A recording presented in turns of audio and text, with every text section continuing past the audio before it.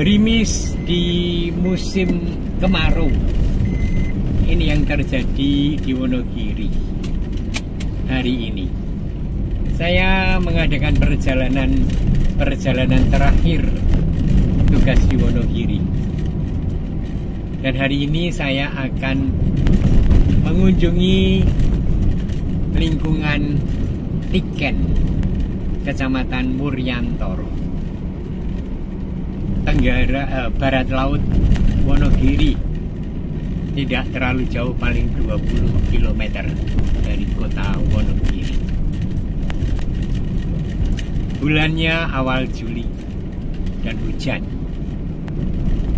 Saya menikmati jalan-jalan yang sedang saya lewati, yang selama 40 tahun mungkin puluhan kali saya lewati ketika saya akan berpastoral di tengah umat Wonogiri.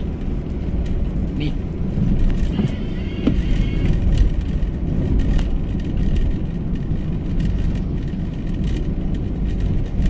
terang, tadi hujan. Ini kayaknya belum hujan di daerah sini. Kita melewati jembatan yang sebelah kirinya adalah Waduk Gajah Mungkur. Aku perlihatkan.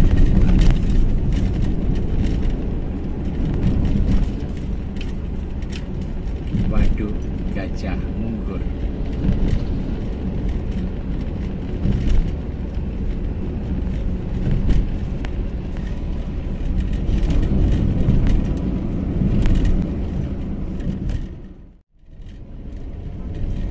Menuju Tiken sudah hampir sampai pada gereja yang kita tuju. Gereja kecil, mungkin umatnya juga paling 20 orang gitu. Tapi seberapapun kita pelihara karena tujuannya adalah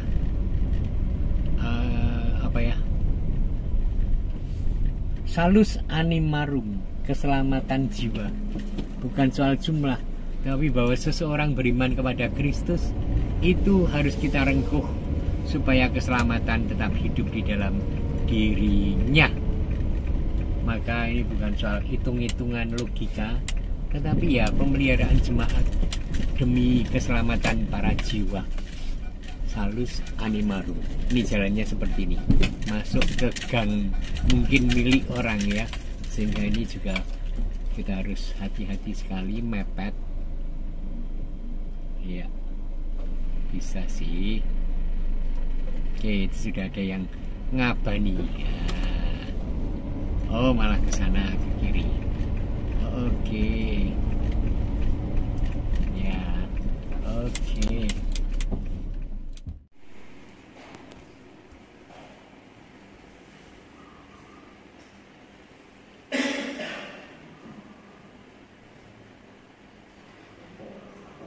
Tiken.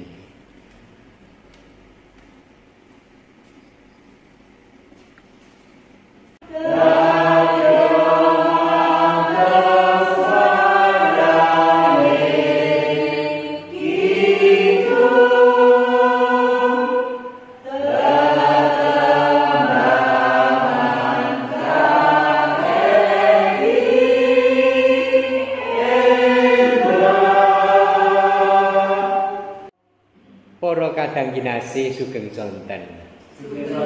Berkah dalem. Aku ora mudeng kok Tiken ki ngoyak-oyak aku misa mrene iki apa mergo iki misa pungkasan apa piye. Biasane iki ora tau ditakoni ana misa apa ora wong ana ning jadwal gitu. Ning mbok menawa niki pancen misa pungkasan gitu teng Tiken karena lalu ya banyak hal yang harus diurus.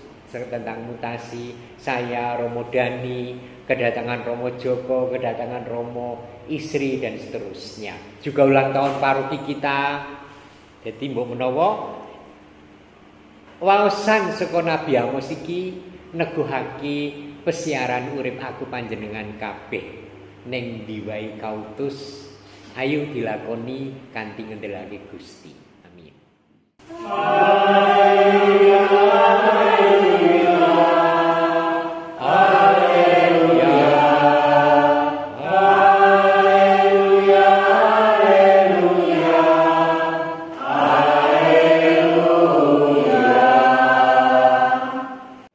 Saudari-saudara yang dikasihi Tuhan, 4 tahun lalu ketika saya mendapat perutusan di Wonogiri, saya juga tidak terlalu banyak membayangkan Wonogiri. Karena Wonogiri ini kan pojokan di Keuskupan Agung Semarang itu, walaupun masih ada Batu Retno dan Danan gitu kan, tapi termasuk yang di pinggir kan. Sementara dulu tugas-tugas saya hampir semua di kota, di Jogja, Semarang, Jakarta, kemudian keluar gitu kan, pulang lagi ke Jogja lagi, ke Semarang, ke Jogja, ke Wonogiri. Apa yang saya bangun ketika saya mendapatkan perutusan di tempat yang saya sendiri merasa belum akrab? Begitu mendapat informasi bahwa saya akan ke Wonogiri, saya langsung ke Wonogiri, angu-angu, ya kan? Apa yang saya lakukan ya macam-macam. Saya ngajak teman-teman bawa sepeda, lalu di Wonogiri saya sepedaan sampai ke dekat sini, sampai ke Batu Datar mungkin ya, Batu Lebar ya kan. Terus balik lagi ke Wonogiri. Lain waktu minggu depan ngapain lagi gitu kan. Terus menerus, dan saya rasakan betapa Wonogiri itu menyambut setiap tamu. Saya masih ingat wong belum tahu jalan, tidak lewat Krisa tapi lewat Solo Baru. Sehingga ketika dari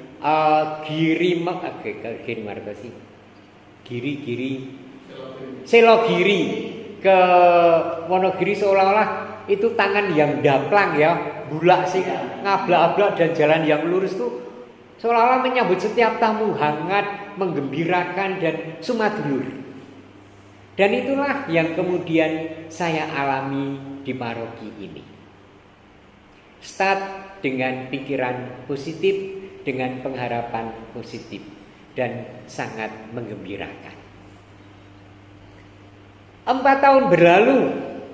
Bulan ini SK-nya sudah tanggal 1 kemarin, saya dan Romo Dani. Mestinya sudah berlaku di paroki lain. Romo Dani diutus ke katedral, saya diutus ke Bedono.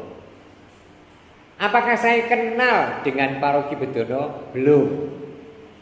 Ya, saya baru sekali nanti di sana. Saya pernah camping memang di daerah Bedono karena memang hobinya camping ya kan, tetapi tidak menyangka bahwa kemudian ke sana.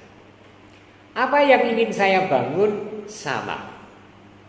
Saya membuang a priori, membuang prasangka-prasangka buruk tentang apapun dan tentang siapapun. Seperti juga ketika di sini. Kalau ada cerita Romo, hati-hati lho wong kae ABCD, nek wong iki ngene, nek wong kae ngono, Romo iki ngene beda karo Romo kae dan seterusnya. Saya mencoba untuk tidak peduli dengan cerita yang seperti itu. Niat ingsun gitu kan? Ya. Kalau orang Jawa niat ingsun binerkan Gusti tak tandani. Itu yang menjadi apa ya?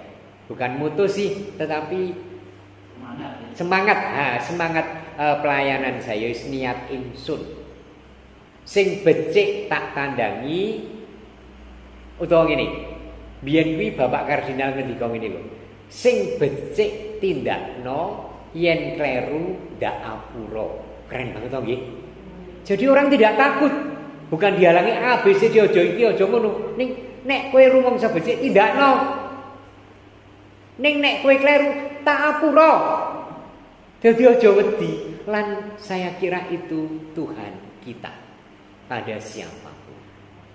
Ini introduksi. Nabi Amos itu mengalami perutusan yang bukan kehendaknya sendiri. Tentu saja ketika saya ke Bedono nanti, saya tidak memilih tempat, tidak ngarani pada Bapak Uskup. Bapak Uskup kula purun mutasi pindah ning Bedono. Ora, pokoke monggo sak kersa Bapak Uskup. Juga saya tidak dijodohkan atau tidak ditempatkan dengan orang yang memang sejak awal itu akrab, yang satu rumah di pasturan nanti. Enggak. Tiba-tiba saja mangkir Romo makarya kalian Rama Wicak ing mrika sendika Bapak Uskup. Nah, kalau melihat pengalaman Nabi Amos dalam bacaan pertama, itu adalah perjuangan Nabi Amos untuk nguripi, untuk menghidupi kesanggupan diutus Allah. Kalaupun kemudian atau sebelumnya ada banyak cerita tentang dirinya. Embuh cerita sing bener, embuh cerita sing hoak, ya toh? Yang hoak, yang hapus-hapus, yang dibuat-buat.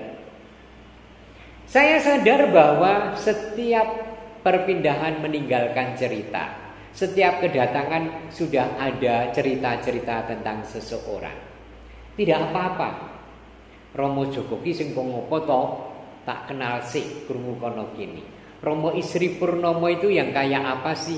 Saya ingin lebih mengenal dulu melalui banyak media dan orang-orang lain. Romo Dani ki kok ngopo to? Romo Agus ki kok ngopo to? Nah, Nabi Amos mengalami pengalaman yang bukan hanya orang terbuka untuk ingin tahu, tetapi Nabi Amos itu difitnah oleh orang-orang di keraton, di kerajaan itu. Karena kehadiran perutusan Nabi Amos itu mengusik mereka yang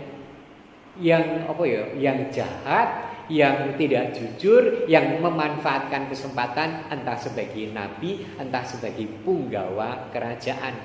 Maka cerita awalnya sekali peristiwa Amasya Imam Betel, ini imam kerajaan sing pro penguasa, menyuruh orang menghadap Yerobeam Raja Israel dengan pesan, Amos telah mengadakan persepakatan melawan tuanku loh di tengah-tengah kaum Israel. Negeri ini tidak dapat menahan segala perkataannya, sebab beginilah kata Amos, Yerobeam akan mati terbunuh oleh pedang. Mereka mengisukan bahwa Amos mengatakan bahwa raja kita akan mati oleh pedang. Dan Israel pasti pergi dari tanahnya sebagai orang buangan.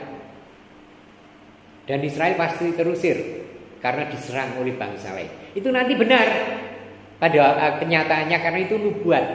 Tetapi itu digede-gede dan seolah-olah itu menjadi fitnah dan ancaman. Maka kemudian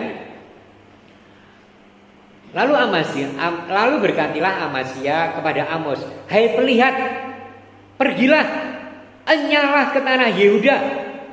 Carilah di sana makananmu dan berbuatlah di sana. Tetapi jangan lagi bernubuat di Betel, sebab inilah tempat kudus raja dan bait suci kerajaan. Kasarane yo minggato, rasa ning kene kowe golek pangan ning kono wae rasa nyedak-nyedak rajamu mung arep golek pangan ngono lho. Nek hanya soal pangan itu kan menyinggung perasaan to gitu. Jenengan kok dadak teko sak brayat ngopo to, Bu? Ora ono pangan kok ning omah. Loro-loro lho. Ya toh? Nah itu.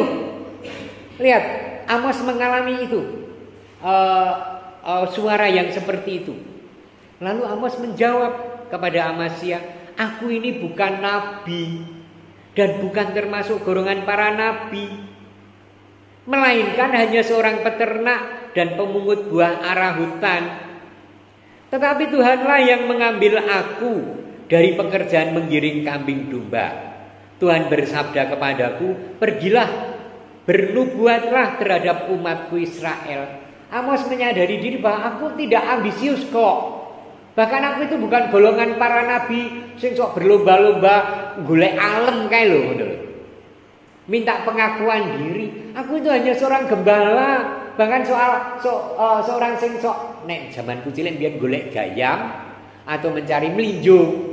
Ya kan? Nek isu-isu gobor golek melinjo, engko njur didol. Aku mengalami itu ketika kecil. Amos juga mengatakan aku hanya pengumpul buah ara sing do tiba kuwi lho.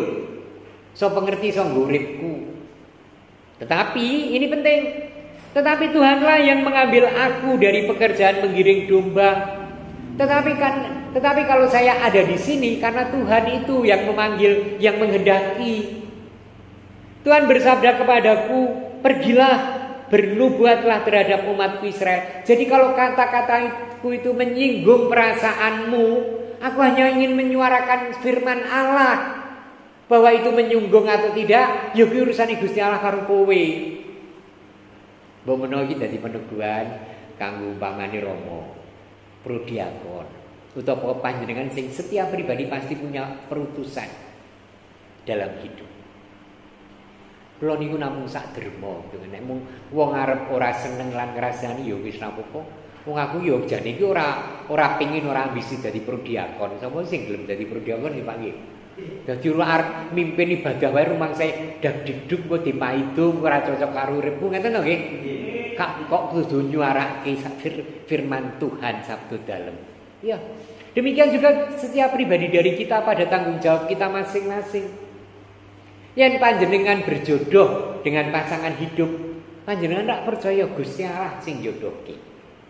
Perkara yang sak mengko ana cerah, perkara nanti ada konflik, ya ayo kita rembuk bersama Tuhan.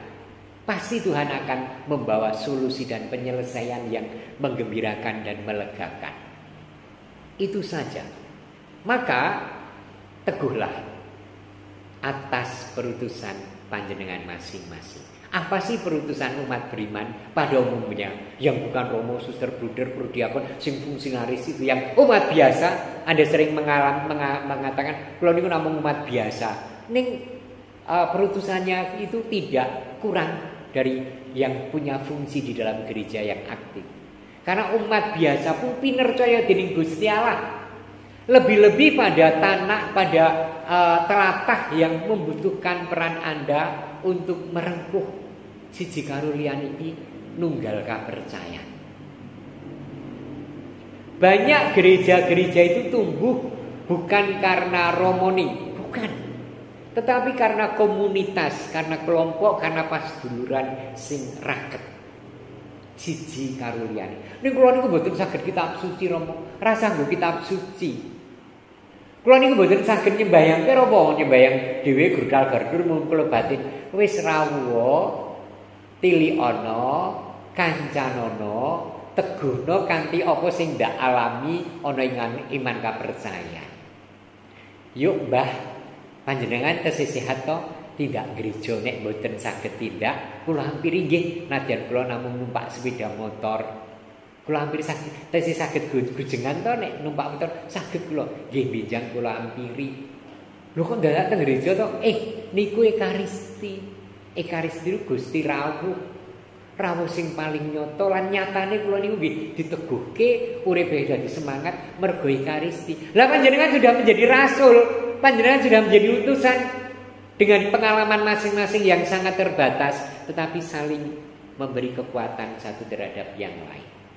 Amos tidak berpendidikan ceritanya, ya kan? Tetapi sanggup untuk diutus Allah supaya menjadi kemuliaan Tuhan dan berkat bagi orang lain. Menyuarakan kebenaran melalui nubuat. Nubuat itu ramalan masa depan berdasarkan iman. Berani untuk mengatakan itu. Dan dengan demikian umat diteguhkan oleh pewartaan dan kehadiran Amos. Umat diteguhkan oleh kehadiran satu terhadap yang lain Anda. Saya mengalami 4 tahun itu ora kecunggah. Nek arep mrono mrene njur ngancan iki ora kecunggah.